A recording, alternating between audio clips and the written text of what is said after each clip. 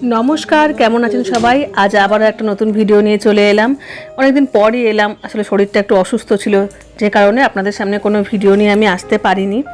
তো যাই হোক, আজকে যে ভিডিওটা নিয়ে এলাম, আজ বানাবো একটু খেজুরের গুড় দিয়ে, যেটা পাটালি বলে, সেই দিয়ে একটু দুধ পুলি করব। বাড়ির সকলে খেতে চেয়েছে, যেহেতু আমার শরীরটা খুব খারাপ ছিল বলে আমি বানাতে পারিনি। তো ভাবলাম সবাই যখন বলছে এখন শরীরটা একটু সুস্থ আছে, তাহলে একবার বানিয়েই ফেলি। তো শুরু করে দিয়েছি। বিকেলবেলাতে বসে একটু দুধ পুলি করব।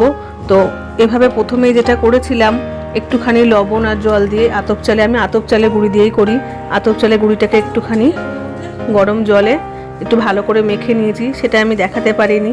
আর এখানে যে পুরটা দেব, সেটা অনেকে নারকেল গুড়ের পুর দেন বা ক্ষীর, আমি এখানে কালাকান দিচ্ছি, গুড়ের কালাকান। আমাদের বাড়িতে চিনিটা একদমই চলে না বললেই চলে, কারণ হচ্ছে আমাদের বাড়িতে সবারই সুগার।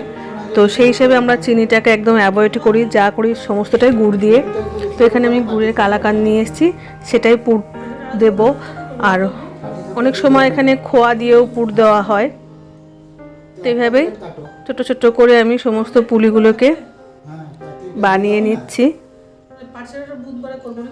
আর যে বললাম, আমাদের বাড়িতে গুড়টা চলে আর চিনিটা একদমই চলে না, তাই খেজুরের গুড় দিয়েই করব। আর চিনির থেকে খেজুরের গুড়ের স্বাদটাও বেশ ভালো লাগে।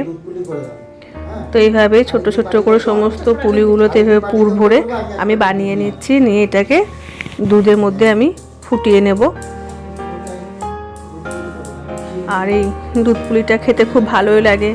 আর শীতের মরশুমে তো অবশ্যই পিঠে ছাড়া চলে না, যদিও এখন শীত প্রায় শেষের মুখে, গরম পড়ে যাচ্ছে।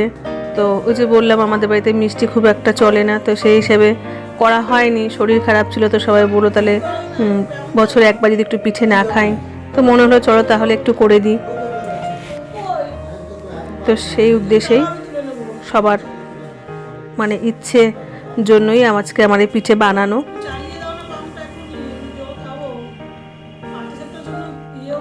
এভাবে ছোট্ট ছোট্ট করে পুলিগুলো করে নেব। আর আমি খুব একটা পিঠে অতটা ভালো বানাতে পারি না, আমার ঠাকুমা ছিল, ঠাকুমাই বানাতো। আমার বাপের বাড়ির সমস্ত পিঠে, পাটিসাপটা থেকে শুরু করে সাঁচের পিঠে, পুলি, চষি পিঠে, বিভিন্ন ধরনের পিঠে বানাতো। তো যেটুকু শিখেছি ঠাকুমার কাছেই শিখেছি। আর এভাবে ছোট ছোট করে মুড়তে হয় পুলির মুখটা, সেটাও ঠাকুমার কাছেই শেখা। আমার ঠাকুমা সত্যিই খুব ভালো পিঠে করতে পারতো। ঠাকুমা এখন নেই, হয়ে গেল ঠাকুমার আজ 3-4 বছর হলো ঠাকুমা আমাদের ছেড়ে চলে গেছে। তো যাই হোক, আজকে এই পিঠে করতে গিয়ে যেন সেই ঠাকুমার কথাই মনে পড়ছিল বারবার করে, যে শীতের দিনে বাইরে উঠোনে আমাদের কাঠের জালে ঠাকুমা সবাইকে নিয়ে গোল করে বসতো পিঠে করবে বলে, বিভিন্ন ধরনের পিঠে। তো যাই হোক, এই পুলিটা করছি আর সেই দিনের কথাই মনে পড়ছে, যে ঠাকুমার কাছেই তো শেখা এসব ছোটো থেকেই, কীভাবে দিয়ে কী করতে হয়, কী ধরনের পিঠে কেমনভাবে বানাতে হয় সমস্তটাই। তো আজ যেন ওই পুলি বানাতে গিয়ে সত্যিই ঠাকুমার কথা খুব মনে পড়ছে, খুব মিস করছি।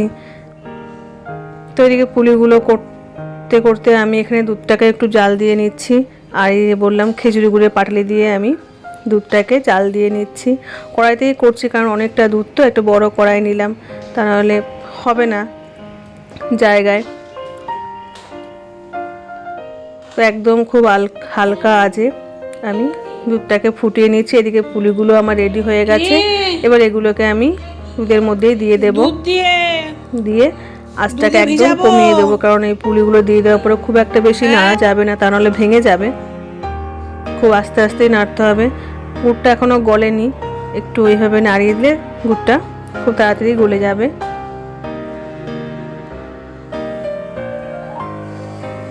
অনেকে গুড়ের সঙ্গে চিনিও অ্যাড করেন, কিন্তু আমি এখানে দিচ্ছি না, সমস্তটা গুড় দিয়েই করছি, কারণ চিনি যে বললাম একদমই বারণ।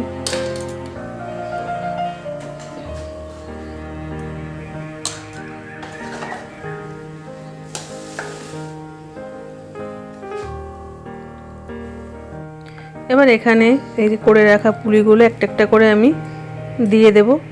দুধটা একটু গাঢ় হয়ে গেছে,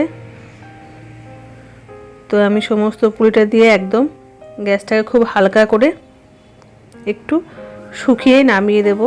অনেকে চাইলে এখানে বাদাম বা এলাচ দিতে পারেন, পেস্ট করে, কিন্তু আমাদের মানে বাড়িতে একটু এসব খেতে পছন্দ করে না, এই সিম্পলটাই পছন্দ করে।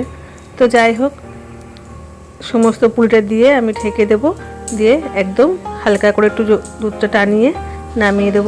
তো আজকের আমার ভিডিও এ পর্যন্তই। সকলেই ভালো থাকবেন, আর আমার চ্যানেলটিকে অবশ্যই সাবস্ক্রাইব করে নেবেন নতুন ভিডিও পাওয়ার জন্য।